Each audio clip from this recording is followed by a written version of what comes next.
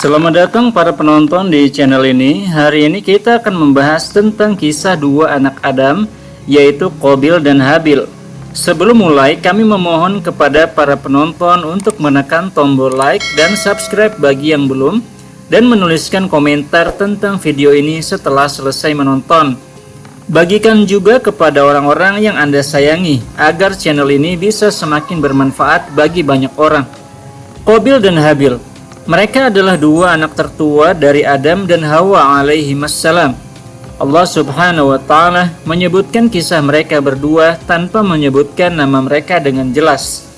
Allah subhanahu wa ta'ala hanya menyebutkan bahwa yang ada dalam cerita tersebut adalah dua anak Adam. Allah subhanahu wa ta'ala berfirman, "Watslu alaihim naba'a bani Adam bil haqq إذ قربا قربانا فتقبل من أحدهما ولم يتقبل من الآخر."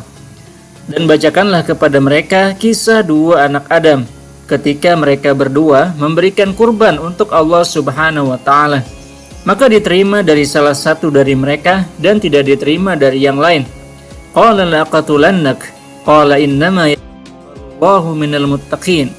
Yang tidak diterima kurbannya berkata, "Aku sungguh akan membunuhmu." Kemudian saudaranya berkata, "Sesungguhnya Allah subhanahu wa ta'ala hanya menerima dari orang-orang yang bertakwa." "Lain basatta ilayya yadaka litaqatulani ma anna bibasiti yadiya ilayka liaqatulak inni akhafullaha rabbal alamin." Jika engkau membentangkan tanganmu untuk membunuhku, maka aku tidak akan membentangkan tanganku untuk membunuhmu. Sesungguhnya aku takut kepada Allah, Tuhan semesta alam. Inni uridu an tabu'a bi ithmi wa ithmika fatakuna min ashabin nar wa dzalika jazaa'udz zalimin. Sesungguhnya aku ingin agar engkau kembali kepada Allah subhanahu wa ta'ala dengan dosaku dan dosamu, maka engkau akan menjadi bagian dari penghuni neraka, dan itu adalah balasan orang-orang yang zalim. Fatawwa'at lahu nafsuhu qatla akhihi faqatalahu fa asbaha minal khasirin. Maka kemudian nafsunya menggoda dirinya untuk membunuh saudaranya, maka dia pun membunuhnya, maka dia pun menjadi bagian dari orang-orang yang merugi. Faba'atsallahu ghuraban yabhathu fil ard liyuriyahu kaifa yuwari sawata akhi qala ya wailata a'jaztu an akuna mithla hadzal ghurabi fa uwari sawata akhi fa asbaha minan nadimin. Maka Allah subhanahu wa ta'ala mengirimkan burung gagak untuk memperlihatkan kepadanya bagaimana cara mengubur saudaranya. Maka dia berkata, "Apakah aku lemah seperti ini, sehingga aku menjadi seperti burung gagak ini, sehingga aku mengubur saudaraku?" Maka dia pun menjadi bagian dari orang-orang yang menyesal.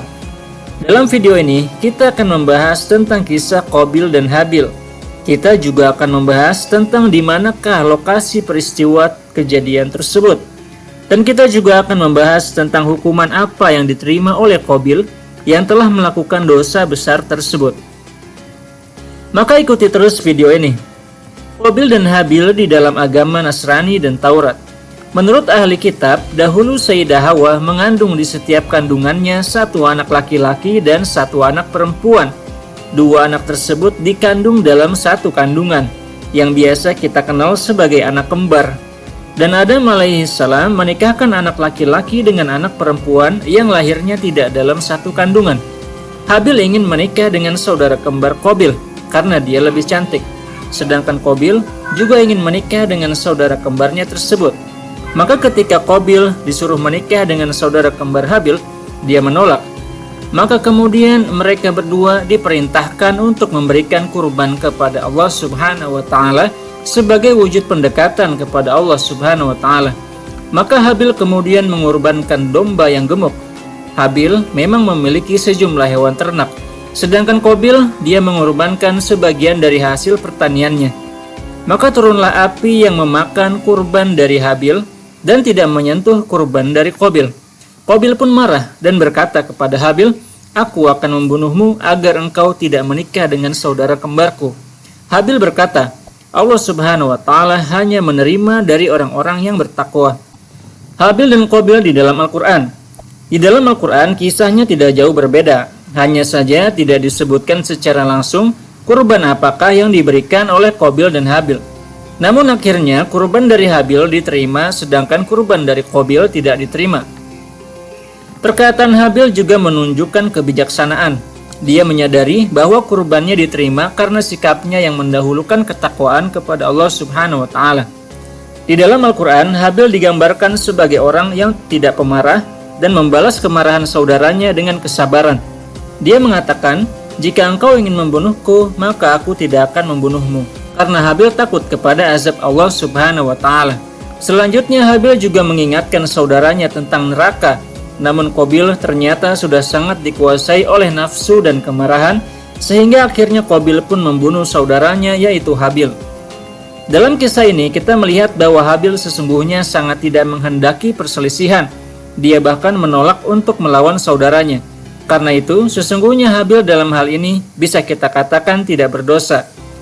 Namun jika dua orang muslim sengaja berselisih dan hendak saling membunuh, maka mereka berdua berdosa. Rasulullah Shallallahu Alaihi Wasallam bersabda, "Jika dua orang muslim saling berhadapan dengan pedang mereka, maka pembunuh dan yang dibunuh berada di neraka." Para sahabat bertanya, "Wahai Rasulullah, kalau membunuh memang jelas, lalu bagaimana dengan yang terbunuh?" Rasulullah berkata, "Sesungguhnya dia sangat ingin membunuh temannya sesama muslim." Kisah pengemburan Habil. Setelah Qabil membunuh saudaranya, dia pun bingung dan takut. Lalu dia meninggalkan jasad saudaranya Habil tergeletak di atas tanah. Diriwayatkan dari para sahabat bahwa kemudian Allah Subhanahu wa Ta'ala mengirimkan burung gagak. Burung gagak ini berkelahi dengan temannya dan salah satu dari keduanya mati. Kemudian burung gagak yang masih hidup menggali tanah. Lalu dia menguburkan burung gagak yang sudah mati tersebut. Qabil belajar dari burung gagak tersebut. Dia pun kemudian mengubur saudaranya. Dia menyesali perbuatannya. Dia menyadari bahwa ternyata gagak yang dia lihat lebih pintar dari dirinya. Dia merasa bahwa dia telah melakukan suatu dosa yang sangat tidak pantas. Perilakunya sangat mirip dengan burung gagak. Bahkan burung gagak pun lebih baik dari dirinya, karena burung gagak tersebut tahu bagaimana memperlakukan kawannya yang sudah mati. Tempat dikuburnya Qabil dan Habil. Disebutkan bahwa makam mereka ada di Syria di kota Damaskus. Lalu di manakah tempat terjadinya pertumpahan darah? Tempat terjadinya peristiwa tersebut juga ada di Syria. Tempat tersebut adalah sebuah goa yang disebut Goa Arba'in, karena di dalamnya terdapat 40 mihrab.